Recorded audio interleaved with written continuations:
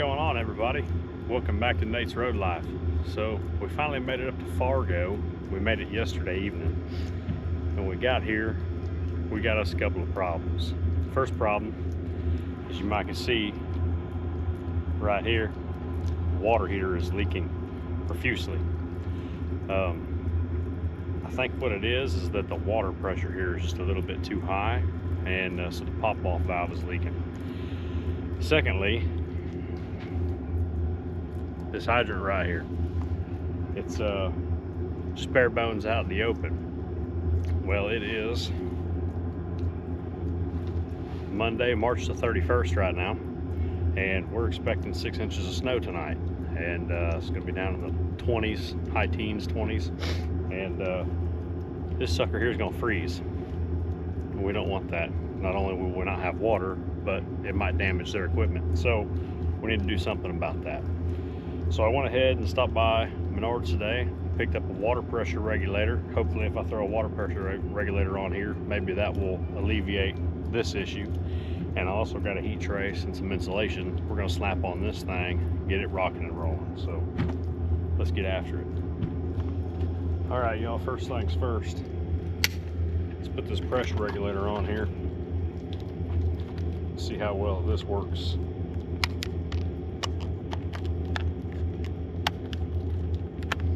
Hopefully it works out pretty good.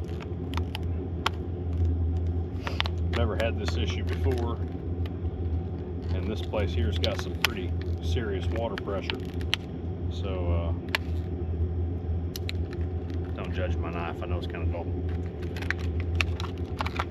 Anyway, I'm hoping that this is the problem. Slap this on. Hopefully it takes care of everything.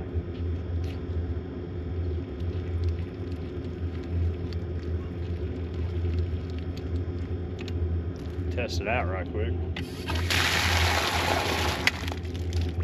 I got some water pressure.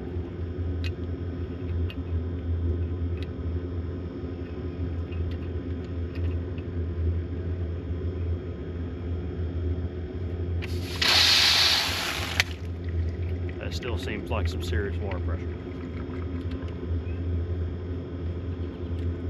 but we shall see.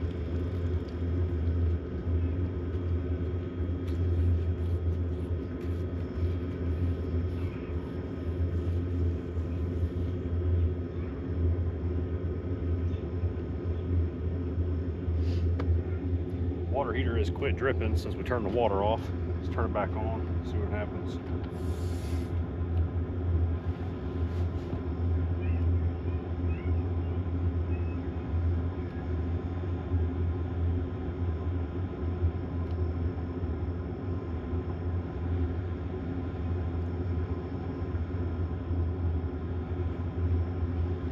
I don't see it picking back up, so let's go ahead and start putting heat trace on this thing. We'll check in on it here in a couple minutes. We'll let it sit, see if it starts leaking again.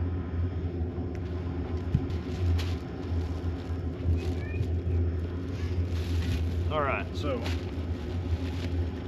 bag of goodies here. It's a Frost King. This is just an electric heat trace is all it is. There's nothing to them. They don't hardly draw any amperage at all. This one's a 6-footer. Really simple to install.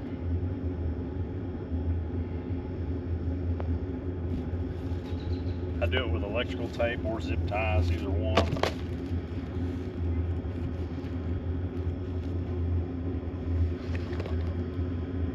Just run it all the way down to the base of the pipe.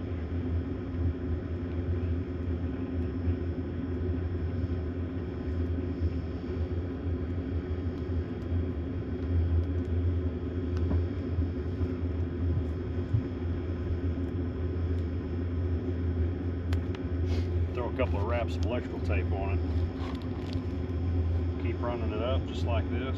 Throw a couple of wraps of electrical tape on it.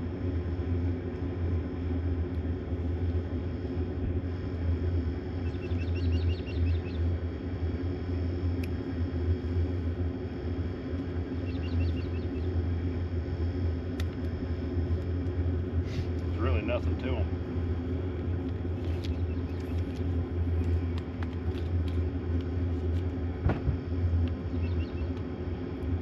these things they don't get real hot.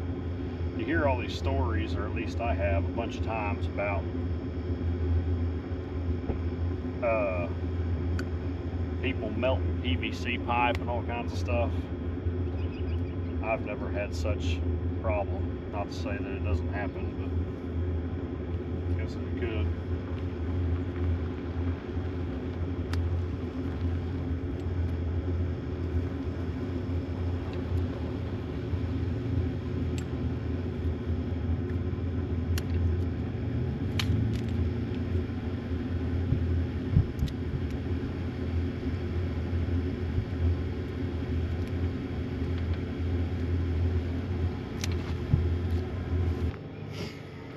All right, I'm back. Sorry, the owner of the campground come over here to give me like a sock to put over this. I'll show you all that here in just a minute. But anyway, nothing to this. Just run the heat trace around it like I am. Put some electrical tape on it. A handful of spots just to hold it up against everything. Just like such. Run it over, plug it in. This is nice here because this campsite, the spot's right next to it. Alexi's in there just tearing it up. Can y'all hear that?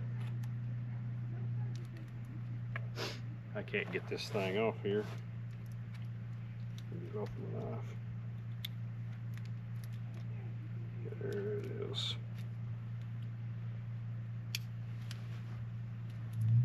Man, this thing is sticky now. Come on, hands. All right. We have power. A little light lit up.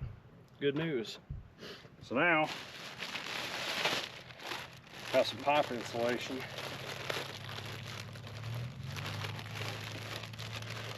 Gummit, I got the wrong stuff. Meant to get the stuff that had they make some that's got like a face on it, but oh well, it is what it is. So I do the same thing with this. Basically, just kind of start wrapping it, get a few wraps on it. You want to kind of go over itself, you know, where it's overlapping, I guess I should say.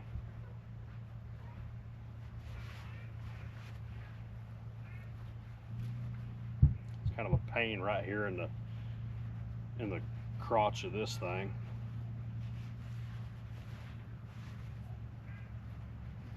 But we'll get it.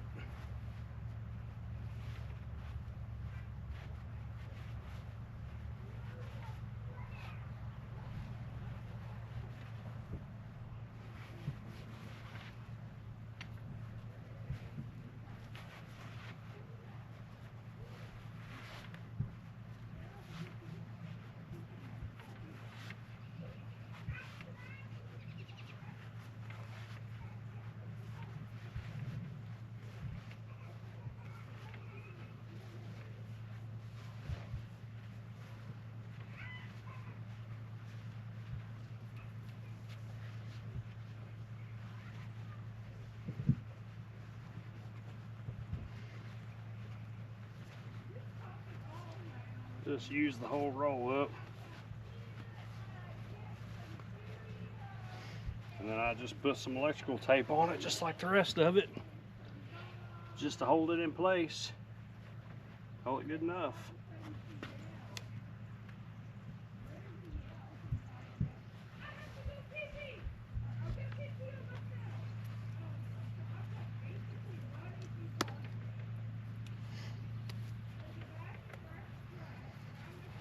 Christina must be on the phone with somebody telling stories on Lexi. All right, that's that. And the water heater doesn't look like it's leaking anymore, so that's good. All right, so the water heater doesn't appear to be leaking anymore. We got this all taken care of.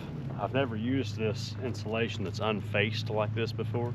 The stuff that I've always used has got almost like a foil on one side and then it's insulation on the other. But anyway,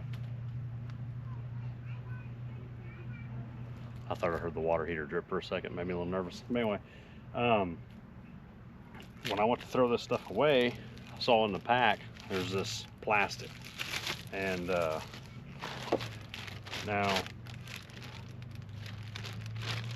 says yeah,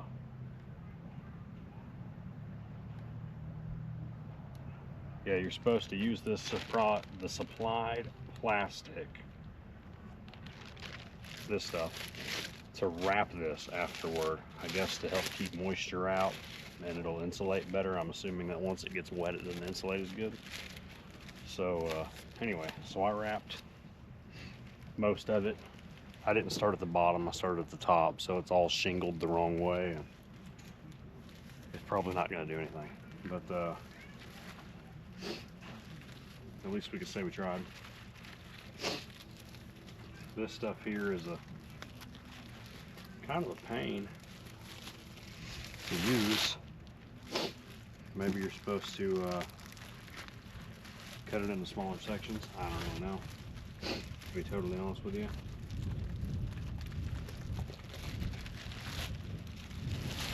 Just like most things I do, I'm just winging it. 3 hours later.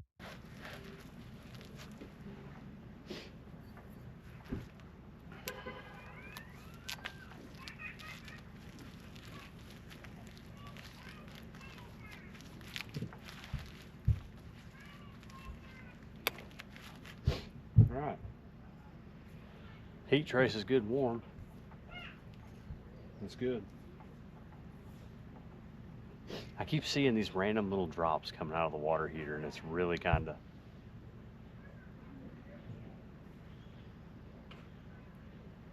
really sketching me out a little bit, but I think it's okay.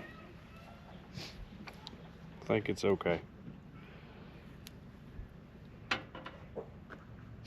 Pick up all the trash here.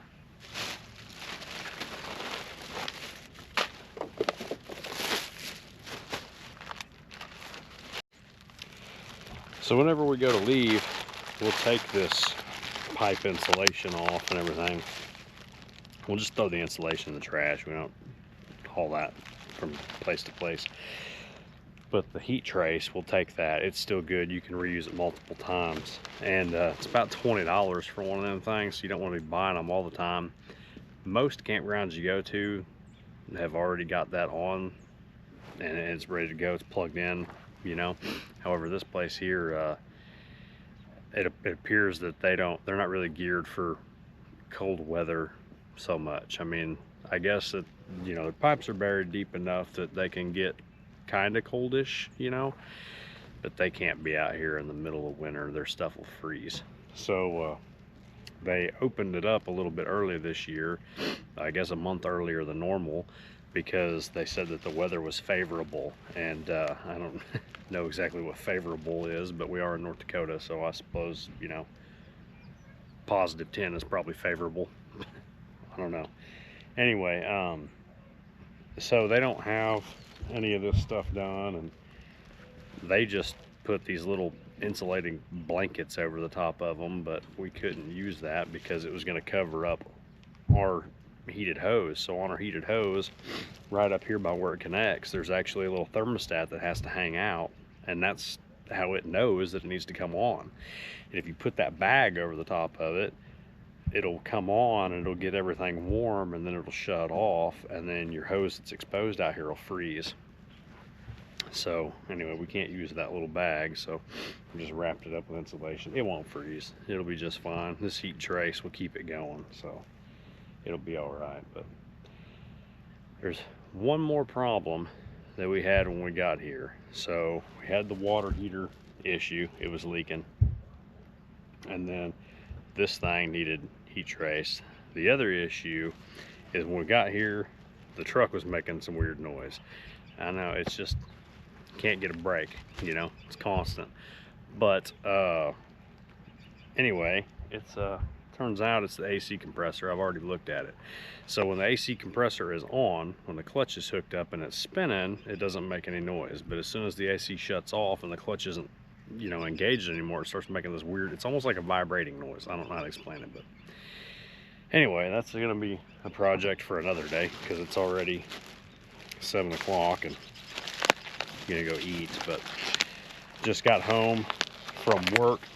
We got here yesterday evening and went to work this morning, and got off work, picked up all this stuff, you know, came home, get it ready to rock and roll.